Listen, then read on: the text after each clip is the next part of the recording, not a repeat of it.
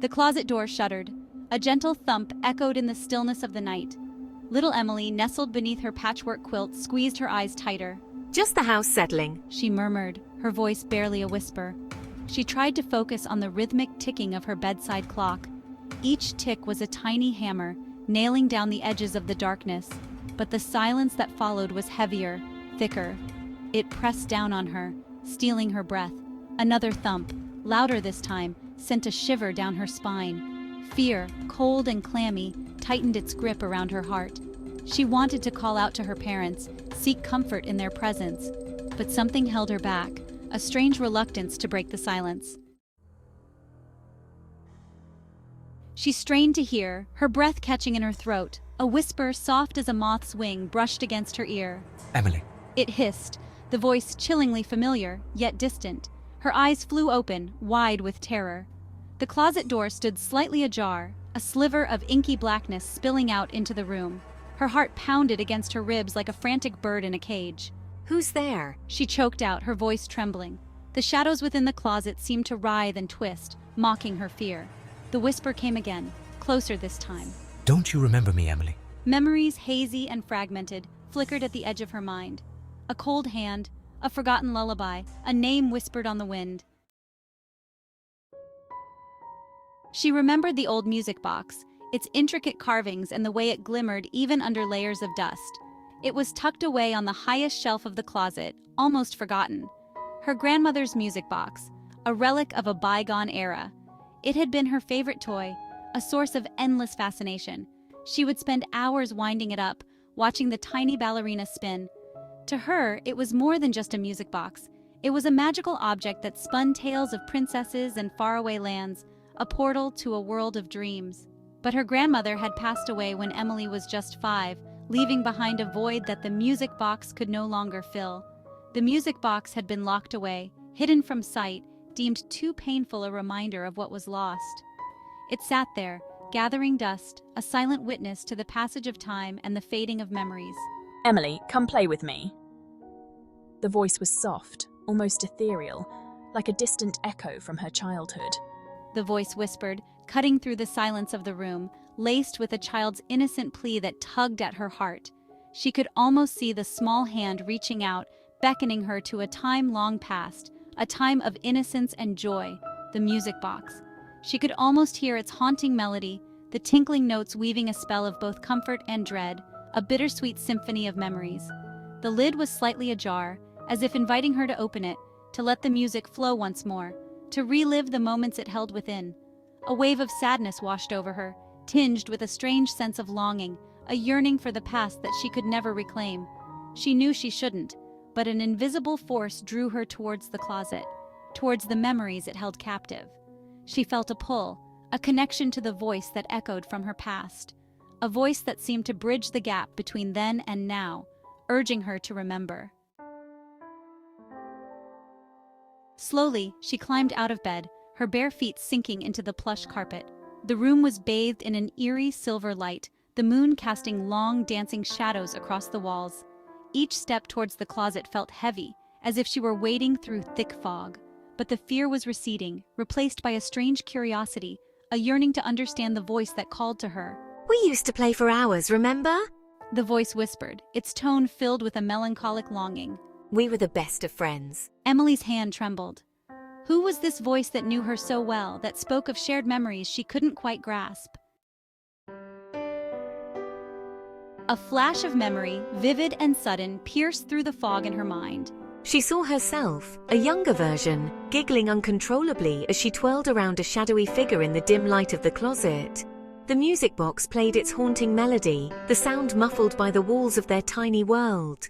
But the figure's face remained obscured, hidden in the shadows of the memory. "Who are you?" Emily whispered, her voice echoing in the stillness of her room. The whisper seemed to pause, as if considering her question. Then a soft sigh, filled with a deep sadness, reached her ears. "Don't you recognize me, Emily? I'm a part of you." Panic welled up inside her. The air grew thick and heavy, suffocating her. She tried to step back, to escape the suffocating darkness of the closet, but her feet felt rooted to the spot. The shadows within seemed to reach out, long skeletal fingers grasping at her nightgown, pulling her closer. You can't hide from yourself, Emily, the voice whispered, its tone no longer gentle, but laced with a chilling possessiveness. The music box on the shelf began to play, its melody distorted, the cheerful tune now warped into a discordant, sinister symphony. The room seemed to spin, the shadows dancing with a macabre glee. She was trapped, ensnared by a darkness she couldn't comprehend. Her hand, as if guided by an unseen force, reached out towards the music box. Dust motes danced in the single ray of moonlight that pierced through the open closet door, illuminating the box's faded elegance. She could almost feel the smooth, cool surface beneath her fingertips. As her fingers brushed against the cold metal, another memory surfaced.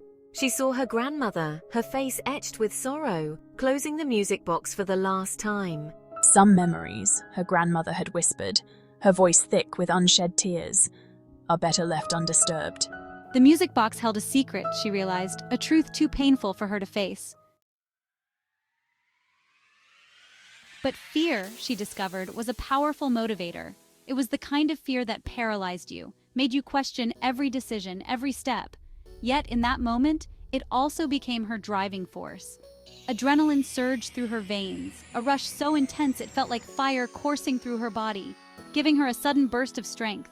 It was as if her body had been waiting for this moment, ready to unleash a hidden reservoir of power. She stumbled back from the closet, her heart pounding in her chest like a drum. The darkness within seemed to reach out, trying to pull her back in, tearing her hand away from the music box's allure. Its haunting melody had almost entranced her, but she resisted. The shadows swirled around her, thick and oppressive, like a living entity trying to consume her, their touch like icy fingers against her skin. It sent shivers down her spine, but she stood her ground. But they no longer held her captive. She had a choice. She realized that the power to break free was within her all along. She could succumb to the darkness, let it envelop her completely, allow the whispers to drag her into the abyss of forgotten memories. Or she could fight. She could reclaim her life, her memories, her very essence. She could face the truth, no matter how painful it might be. The truth was her weapon, her shield against the encroaching darkness. Taking a deep breath, she focused on the sliver of moonlight spilling into the room. It was a beacon, a guide through the murkiness. It represented hope, a way out of the suffocating darkness. She wouldn't be consumed. She would remember. She would fight. And in that fight, she found a glimmer of hope, a promise of a new dawn. She turned back towards the closet, her fear replaced by a steely determination. The darkness no longer seemed as impenetrable as it once did. She had faced many fears in her life, but this one felt different. It was as if the shadows themselves were calling out to her, urging her to uncover the truth hidden within. She would confront the voice, demand answers. No longer would she be haunted by the whispers in the dark.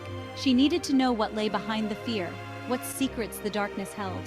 Her heart pounded in her chest, but she pressed on, driven by an unyielding resolve. As her eyes adjusted to the darkness, she saw it. At first it was just a vague shape, a shadow among shadows, but slowly, details began to emerge. The outline of a small figure, huddled and trembling, became clear. She squinted, trying to make sense of what she was seeing. A figure shrouded in shadows sat huddled on the floor of the closet. It was small, almost fragile looking, and it seemed to be hiding from the world.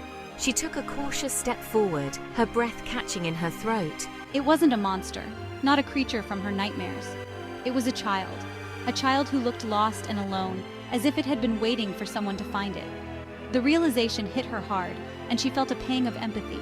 The child's face, pale and drawn, was a mirror image of her own. It was like looking into a reflection of her past, a past she had tried so hard to forget. The resemblance was uncanny, and it sent a shiver down her spine. Tears streamed down its cheeks, leaving glistening trails in the dust that coated its skin. The sight of those tears broke her heart. She wanted to reach out, to comfort the child, but she was frozen in place, overwhelmed by the emotions flooding her mind. Emily, it whispered, its voice filled with a heart-wrenching despair. Don't leave me alone again. The words echoed in the room, wrapping around her like a cold embrace. The voice was familiar, hauntingly so, and it stirred memories she had long buried. The truth hit Emily like a physical blow. She staggered back, her mind reeling from the revelation. This child, this voice was a part of her, a part she had tried to forget, to leave behind in the darkness of her past. The voice, the memories, the fear, they were all a part of her, fragments of her own childhood she had tried to bury. The realization was overwhelming, but it also brought a sense of clarity. She knew now what she had to do. She had to face her past, to confront the shadows that had haunted her for so long, and to finally find peace. In that moment of understanding, the shadows began to recede. The music box fell silent, its haunting melody fading into the stillness of the night. The child in the closet looked up at her, its eyes reflecting a mixture of hope and fear. "It's okay," Emily whispered, her voice trembling but firm. "You're not alone anymore." She reached out a hand towards the figure, her fear forgotten. As their fingers touched, a warm light began to emanate from the closet, pushing back the darkness, banishing the shadows. Emily stood in the doorway of her closet, bathed in the soft glow of the moon. The room was silent now, the only sound the gentle ticking of her clock. But the silence was no longer oppressive, no longer menacing.